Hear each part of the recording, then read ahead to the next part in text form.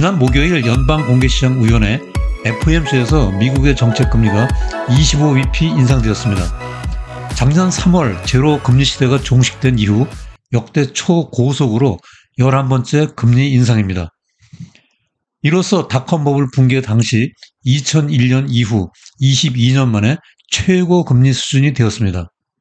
회의가 끝난 후 파월 연준 의장은 기자회견에서 올해 안에 금리 인하가 없고 2025년에 가서야 인플레이션이 2%로 떨어질 것 같다고 예상했습니다. 시장을 향해 원투 펀치를 날린 것입니다.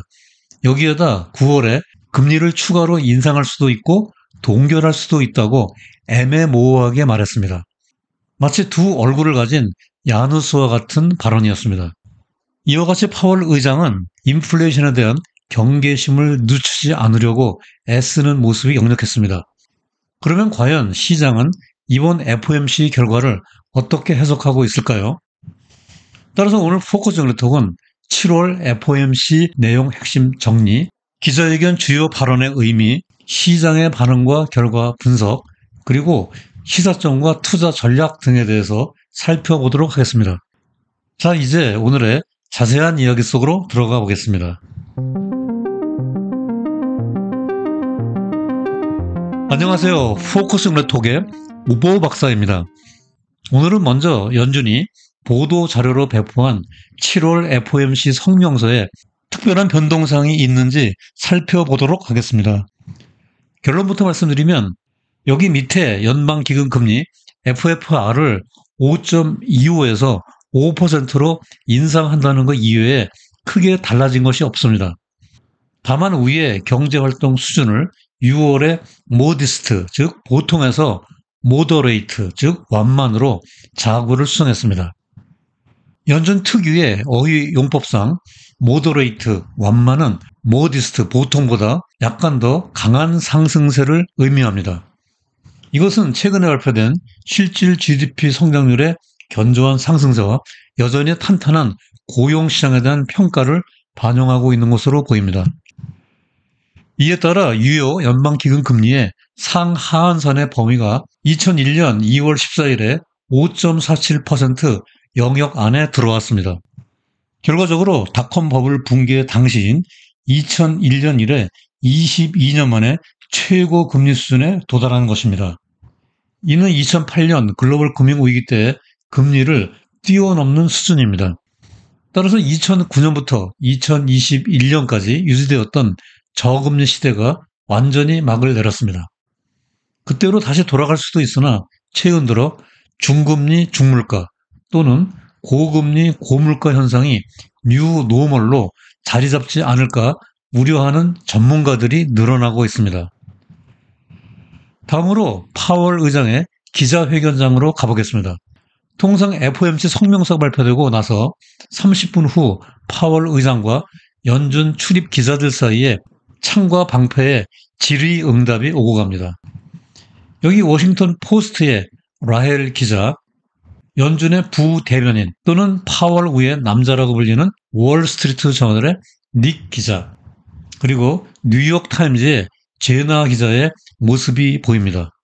보기만 해도 팽팽한 긴장감이 감돌고 있는 분위기입니다.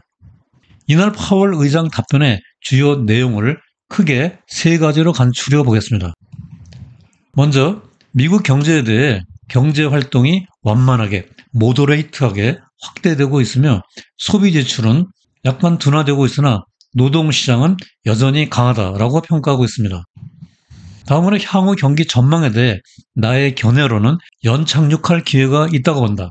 연준의 스텝은 최근에 경기 회복력을 감안할 때 더 이상의 경기 침체를 예측하지 않는다 라고 말하면서 경기 침체 진입 가능성을 단호한 어조로 일축했습니다.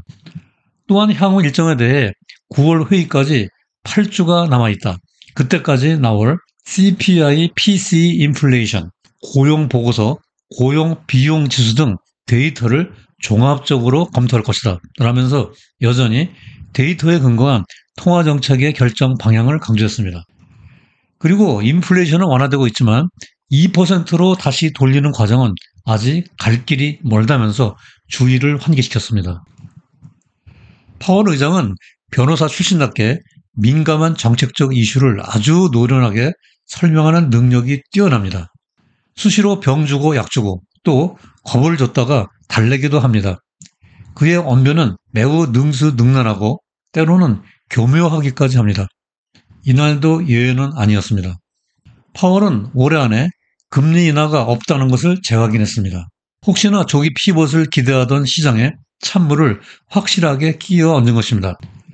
그러더니 한술 더 떠서 인플레이션이 2025년에 가서야 2% 수준으로 되돌아갈 수 있을 것이라고 돌직구를 날렸습니다. 시장이 파월 의장으로부터 원투 펀치를 얻어맞은 것입니다. 그의 수사적 어법은 여기서 끝나지 않았습니다. 그는 9월에 추가적으로 금리를 인상할 수도 있고 데이터가 확실하면 동결할 수도 있다고 말했습니다.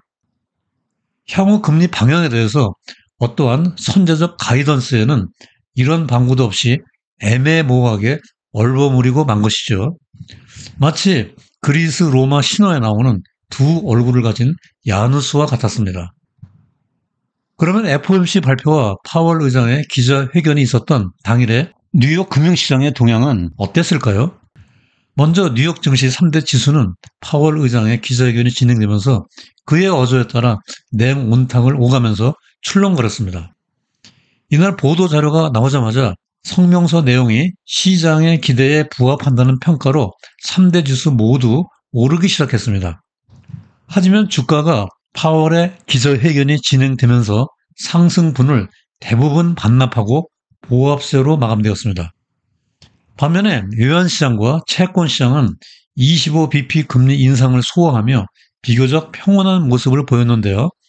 달러 인덱스는 소폭 하락세를 보였고요.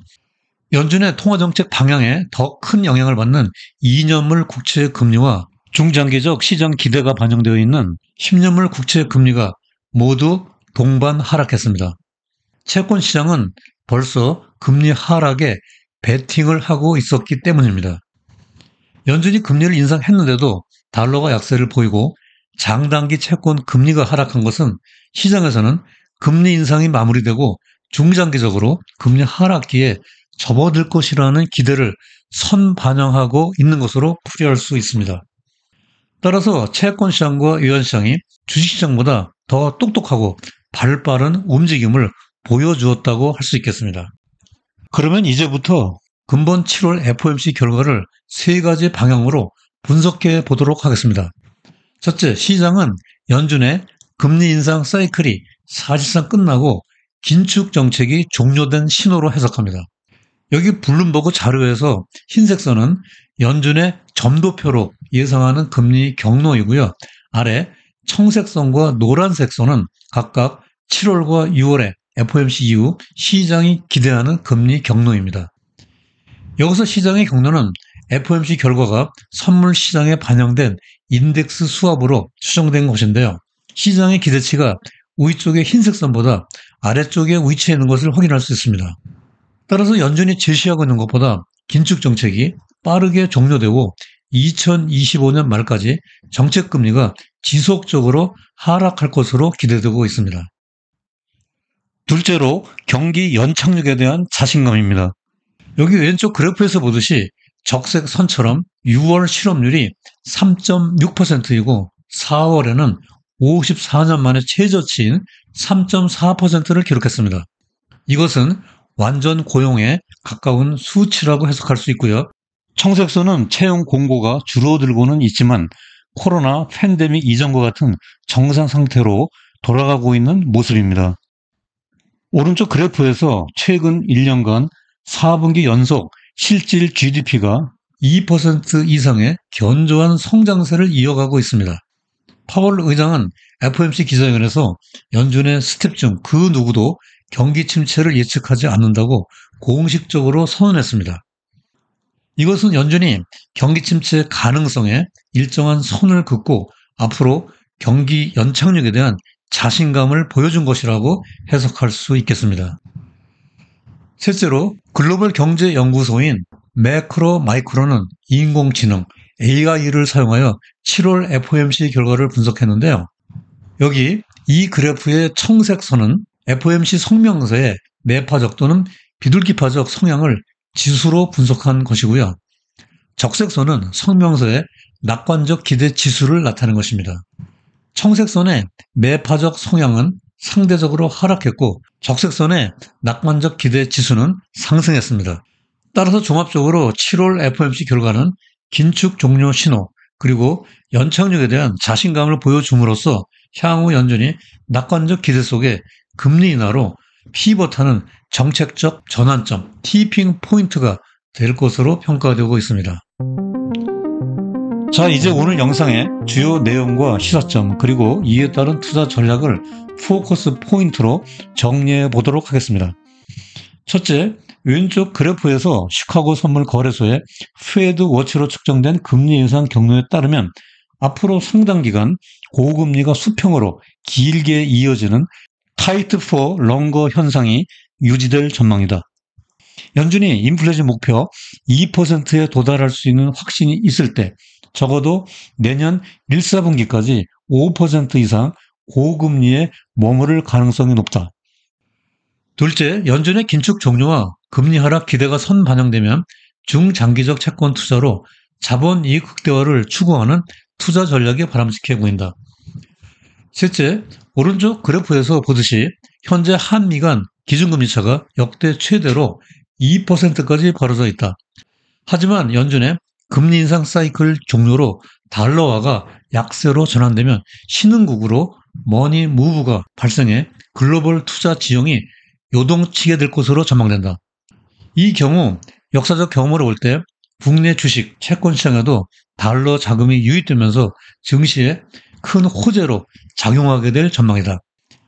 이상과 같이 연준의 금리 인상 사이클과 긴축 정책이 종료되면서 대내외적 금융 환경이 급격히 변할 것으로 예상되므로 이에 대한 적극적인 대응 전략이 기념한 시점이 다가오고 있다고 정리할 수 있겠습니다. 포커스 그래톡은 매번 영상에 방송 전체 대원을 블로그 우보의 경제나무에 업로드해드리고 있습니다. 먼저 영상을 시청하신 후 아래 블로그에 접속하면 콘텐츠의 구체적인 데이터 확인과 세부 내용에 대한 리뷰가 가능하니 많이 활용해 주시기 바랍니다. 오늘 영상이 도움되셨다면 구독과 좋아요 부탁드리고요. 다음에도 여러분들의 경제 지식을 넓히고 투자 생활에 힘과 도움이 되는 유익한 영상으로 또다시 찾아뵙겠습니다.